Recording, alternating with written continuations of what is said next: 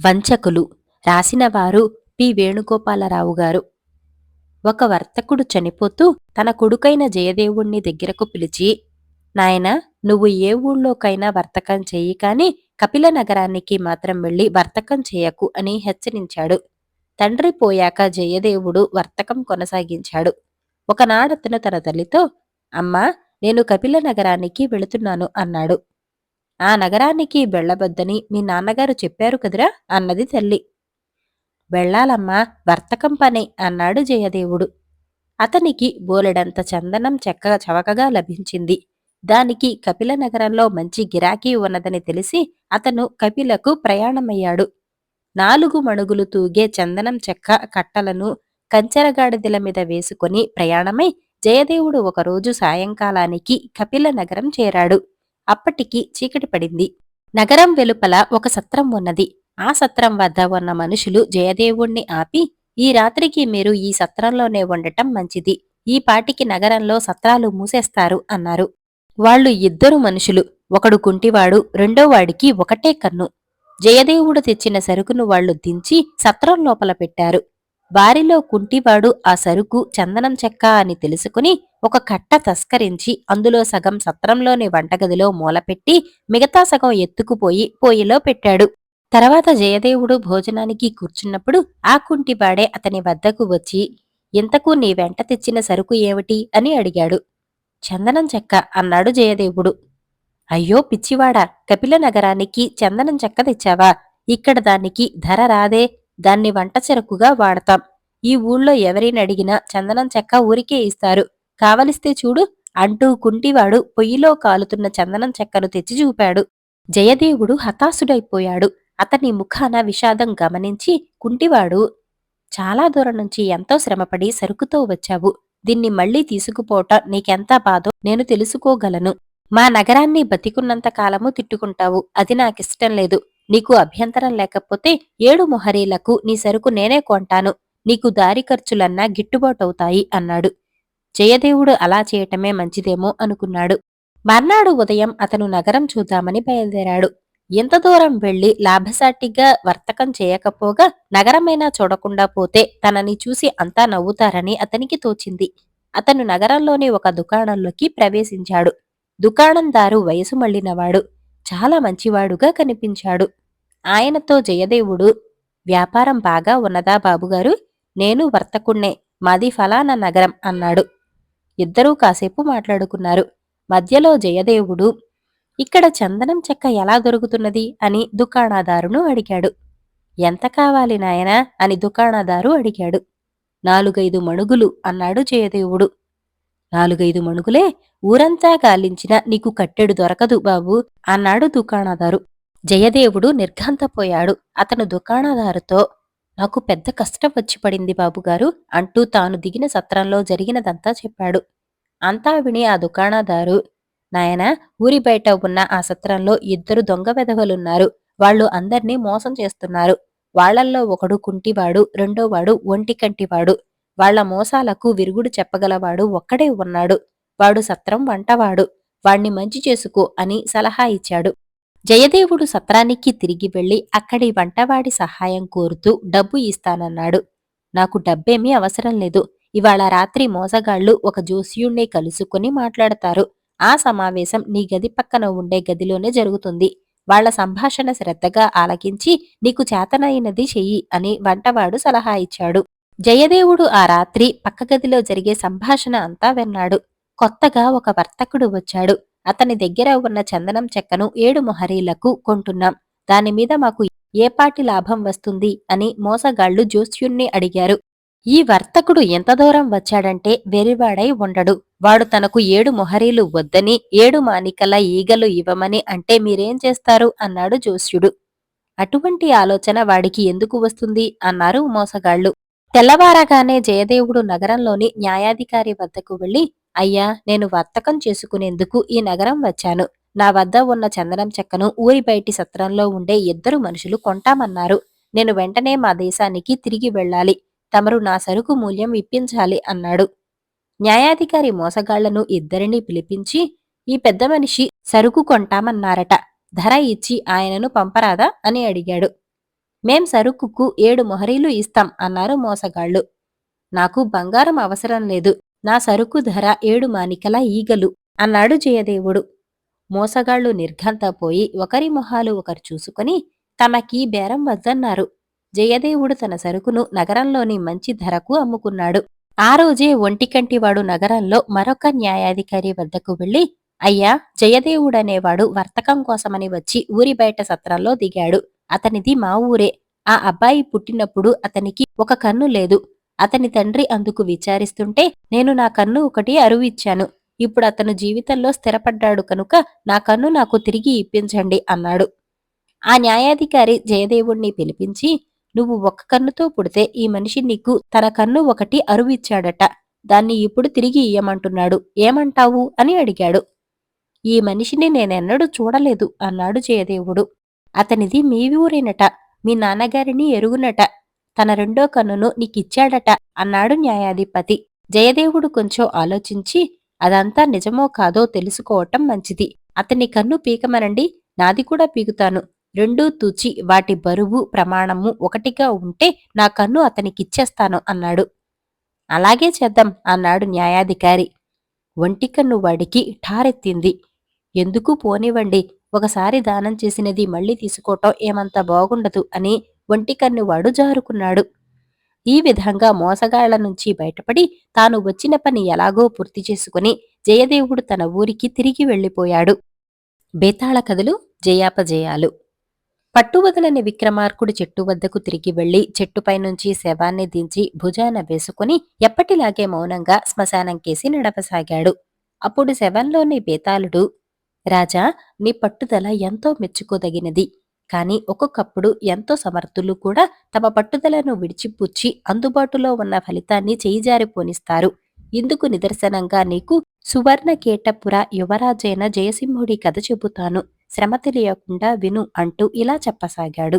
సువర్ణఖేటపుర రాజు సూరసేనుడు వ్యాధిగ్రస్తుడయ్యాడు. ఆ కారణం చేత సూరసేనుడి కొడుకైన జయసింహుడు రాజ్యాధికారాన్ని చేపట్టి తన ఇష్టం వచ్చినట్టు అధికారం చలాయించసాగాడు. జయసింహుడు స్వతహాగా అధికార దాహం కలవాడు. అందరినీ శాసించటం కన్నా అతనికి ఇష్టమైనది మరొకటి లేదు. ఈ అధికార దాహం అతనికి తన రాజ్యంలో తీరలేదు. అందుచేత పరిసరాలలో ఉండే చిన్న చిన్న రాజ్యాల మీదకి సేనలను తీసుకుపోయి యుద్ధాలు చేసి ఆ చిన్న రాజ్యాలను జయించి వాటిని తన రాజ్యంలో కలుపుకొని తాను గెలిచిన రాజులనందరినీ సామంతులుగా చేసుకుని వారిపైన కూడా తన అధికారాన్ని నిలబెట్టసాగాడు. ఈ కార్యక్రమంలో జయసింహుడు తోమరపురం అనే చిన్న అటవీ రాజ్యం మీదకి దండెత్తి వెళ్లాడు. తోమరపుర రాజైన వీరోత్తుంగుడు తన కొద్ది సేనతో జయసింహుడి పెద్ద సేనలను ప్రతిఘటించి ఓడిపోయాడు. జయసింహుడు విజయుడై రాజభవనం ప్రవేశించి సంధి జరిగేదాకా వీరోత్తుంగుణ్ణి అతని కుటుంబాన్ని రాజభవనం దాటి వెళ్లరాదని శాసించాడు. అతను వీరోత్తుంగుడి కుటుంబాన్ని పరిచయం చేసుకునేటప్పుడు అతని దృష్టి వీరోత్తుంగుడి కుమార్తె అయిన శరావతి పైన పడింది. శరావతి అందగత్తె మాత్రమే కాక మంచి ఆకర్షణ శక్తి కలది.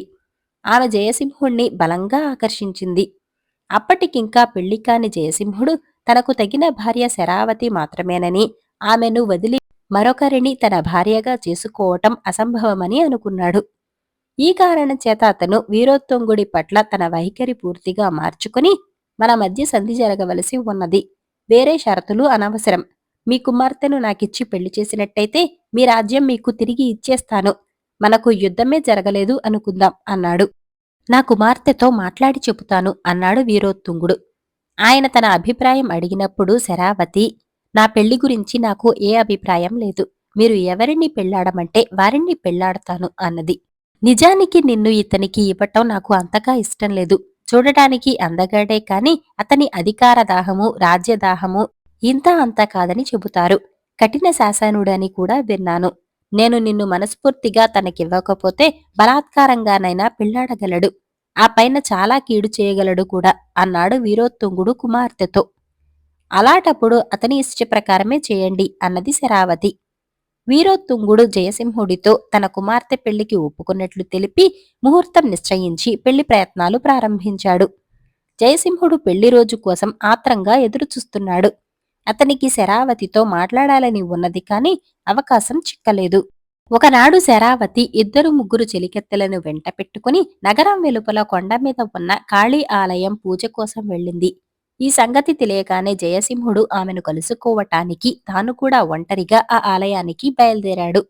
కొండ కాళీ ఆలయానికి వెళ్లే దారికి అటూ ఇటూ అడవి ఉన్నది. జయసింహుడు ఆ దారిన నడుస్తూ ఉండగా ఆలయం నుంచి తన చెలికత్తెలతో తిరిగి వస్తున్న శరావతి ఎదురుపడింది. అతను ఆమెను సమీపించి, నీతో ఏకాంతంగా మాట్లాడదామని ఇలా బయలుదేరి వచ్చాను అన్నాడు. అలాగే అన్నది శరావతి. ఆమె ఉద్దేశం గ్రహించి ఆమె చెలికత్తెలు వెనక్కు తగ్గి నిలిచిపోయారు. నేను నా జన్మలో ఏ స్త్రీని ప్రేమించి ఎరుగను. నిన్ను చూడగానే ప్రేమించాను. ఆ భావం నాలో కలిగినాక నేను మీ రాజ్యాన్ని జయించటం ఏదో కలలాగా తోచింది. నువ్వు నన్ను పెళ్లాడటానికి ఒప్పుకున్నట్టు మీ నాన్నగారు చెప్పారు.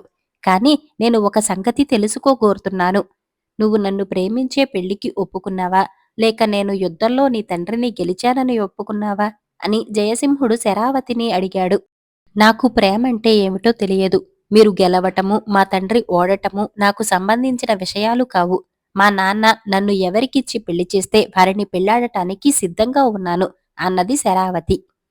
తిరిగి జయసింహుడేదో అనబోయేంతలో వెనక నుండి శరావతి చెలికెత్తెలు, అమ్మయ్యో పులి పులి అని పెద్దగా కేకలు పెట్టారు. శరావతి జయసింహులు వెనక్కు తిరిగి చూసేసరికి ఒక పులి దారి పక్కన నుంచి వచ్చి దారిలో నిలబడి ఉన్నది. దూరాన ఉన్న చెలికెత్తెలు వెనక్కు తిరిగి పారిపోతున్నారు. పులి వారికేసి చూడక శరావతి జయసింహులునే చూస్తూ కొంచెంసేపు నిలబడి వారికేసి పరిగెత్తుకుంటూ రాసాగింది. పారిపో అని శరావతికి కేకపెట్టి జయసింహుడు దగ్గర ఉన్న చెట్టెక్కేశాడు. పులి ఇంకా 10 బారల దూరాన ఉండగానే శరావతి భయంతో నిలబడిన చోటనే కూలిపోయి మూర్ఛపోయింది. ఆమె కూలిపోయే క్షణంలోనే ఎక్కడి నుంచో ఒక బాణం వచ్చి పులి డొక్కల్లో గుచ్చుకున్నది. మరుక్షణం అడవిలో నుంచి ఒక బోయ యువకుడు పరిగెత్తుకుంటూ వచ్చి చురకత్తితో పులి మీద కలియబడ్డాడు. వాడు పులిని చంపేలోగా పులి వాణ్ణి తీవ్రంగా పంజాదెబ్బలు కొట్టింది. పులిని చంపి శరీరమంతా రక్త ప్రవాహాలు కారుతూ ఆ బోయ యువకుడు శరావతిని సమీపించాడు. ఆమెకు స్పృహ లేదు. వాడు ఆమెను తన చేతులతో ఎత్తుకుని దాపులనే ఉన్న ఒక చిన్న నీటి మడుగుకేసి నడవసాగాడు. అంతలో శరావతి స్పృహ తెలిసి వాడితో, నన్ను దింపు, నేను నడవగలను అన్నది. వాడామెను కిందకు దింపాడు. ఆమె పులి కోసం అటూ ఇటూ చూసేసరికి కొంచెం దూరంలో పులి కళేబరం కనపడింది. అప్పుడామె ఆ కుర్రవాడికేసి నిలువునా చూసి, అమ్మయ్యో, ఈ రక్తమంతా ఏమిటి? పులిని నువ్వే చంపావా అని అడిగింది. అవును, సమయానికి వచ్చాను, లేకపోతే ఏమై ఉండేదో అన్నాడు బోయ యువకుడు. నాతో పాటు వచ్చేయ్, నీకు చికిత్స చేయిస్తాను అంటూ శరావతి కదిలింది. ఇదంతా జయసింహుడు చెట్టు దిగి చూస్తూనే ఉన్నాడు. పారిపోయిన చెలికెత్తెలను కలుపుకొని శరావతి జయసింహుడికేసి చూడనైనా చూడకుండా బోయ యువకుణ్ణి వెంట పెట్టుకుని తమ ఇంటికి వచ్చేసింది. రాజవైద్యులు బోయ యువకుడి గాయాలన్నీ కడిగి మందులు వేసి కట్లు కట్టి రాజభవనంలోనే ఒక గదిలో పడుకోపెట్టారు. జయసింహుడు శరావతికి చాలా వెనకగా రాజభవనానికి తిరిగి వచ్చాడు. అతను ఆ రాత్రి వీరోత్తుంగుడితో, నేను మీ అమ్మాయిని పెళ్లాడే ఉద్దేశాన్ని మానుకున్నాను. మీకు అనవసరంగా శ్రమ ఇచ్చినట్టున్నాను. మీరు చేసిన పెళ్లి ప్రయత్నాలు వృధా పోకుండా మీ అమ్మాయికి తగిన వరుణ్ణి ఇచ్చి త్వరలోనే పెళ్లి చేయండి. రేపు నేను నా సైన్యంతో సహా మా దేశానికి తిరిగిపోతున్నాను. మనకు యుద్ధం జరిగిందన్న మాట మీరు మరిచిపోండి, నేను మరిచిపోతాను అన్నాడు. వీరోత్తుంగుడు తన చెవులను తానే నమ్మలేకపోయాడు. జయసింహుడిలో వచ్చిన మార్పు ఆశ్చర్యం కలిగించింది. చివరకు ఆయన, మీరన్న మాటలు మా అమ్మాయితో చెబుతాను అన్నాడు. ఆ రాత్రి కొంచెం పొద్దుపోయి శరావతి జయసింహుడి వద్దకు వచ్చి, మీరు నన్ను పెళ్లాడే ఆలోచన మానుకున్న మాట నిజమేనా అన్నది. అవును అన్నాడు జయసింహుడు. మీరు నన్ను పులిరాక ముందు అడిగారు. నాకు ప్రేమ అంటే ఏమిటో తెలియదు అని చెప్పాను. ఆ ప్రశ్నకు ఇప్పుడు మరో సమాధానం చెప్పగలను. నాకు ప్రేమ అంటే ఏంటో తెలిసింది. నేను మిమ్మల్ని హృదయపూర్వకంగా ప్రేమిస్తున్నాను. మీరు వెళ్ళిపోకండి అన్నది. జయసింహుడు వెళ్ళిపోలేదు. అతను శరావతిని పెళ్లి చేసుకున్నాడు. ఇద్దరూ సుఖంగా ఉన్నారు. బేతాళుడు ఈ కథ చెప్పి, రాజా, నాకొక సందేహం. శరావతి జయసింహుణ్ణి ప్రేమిస్తున్నానన్న మాట అబద్ధం కాదా? అతను వెళ్ళిపోతానంటే పీడ విరగడ అయిందని సంతోషించక అతన్ని ఉండిపోమ్మని ఎందుకు అడిగింది? పులిని చంపిన బోయ యువకుణ్ణి తన ఇంటికి తెచ్చేటప్పుడు ఆమె జయసింహుణ్ణి గురించి ఆలోచించను కూడా లేదే. ఆమెకు అతని మీద ప్రేమ ఎప్పుడు పుట్టినట్టు? ఎందుకని పుట్టినట్టు? ఈ అనుమానాలకు సమాధానం తెలిసి కూడా చెప్పకపోయావో నీ తల పగిలిపోతుంది అన్నాడు. దానికి విక్రమార్కుడు, జయసింహుడు పరాక్రమ గర్వి, కాని అతను శరావతిని నిజంగా ప్రేమించాడు. అంతేకాదు ఆమె తనను ప్రేమించాలని కూడా కోరాడు. ఆమె తనను ప్రేమిస్తున్నట్టు నిర్ధారణ చేసుకునేటందుకే అతను కొండ కాళీ ఆలయానికి బయలుదేరాడు. కాని రాజ్యాలు జయించినట్టు హృదయాలను జయించటం సాధ్యం కాదని అతనికి తెలియదు. ఆమె తనను ప్రేమించలేదన్న విచారము, పులి వచ్చినప్పుడు తాను ఆమెను కాపాడలేకపోవటము, ఆ పని ఒక బోయ కుర్రవాడు చేయటము అతన్ని నిరుత్సాహపరచి అతను పెళ్లి మానుకోటానికి కారణమయ్యాయి. పోతే శరావతి జయసింహుణ్ణి ప్రేమించటం అతను వెళ్ళిపోతాడని వినటంతో ఆరంభమైందని చెప్పాలి. అతను తనను ప్రేమిస్తున్నాడని, తన ప్రేమ వాంఛిస్తున్నాడని పులి రాకముందే ఆమె గ్రహించింది. కాని అతను బలాత్కారంగా తనను వివాహం చేసుకోగలిగి ఉండి కూడా ఆ పని చేయటం మానుకున్నాడంటే అందుకు కారణం ప్రేమ తప్ప మరేమీ కాదని ఆమెకు తెలిసి వచ్చింది. బోయ యువకుణ్ణి తెచ్చేటప్పుడు ఆమె జయసింహుడి విషయం పట్టించుకోలేదు. అతను తన క్షేమం చూసుకోగలడని అది వరకే రుజువైంది. తన రక్షణ కోసం గాయపడిన బోయ యువకుడి క్షేమం ఆమె తక్షణ కర్తవ్యం అన్నాడు. రాజుకు ఈ విధంగా మౌనభంగం కలగగానే బేతాళుడి శవంతో సహా మాయమై తిరిగి చెట్టెక్కాడు.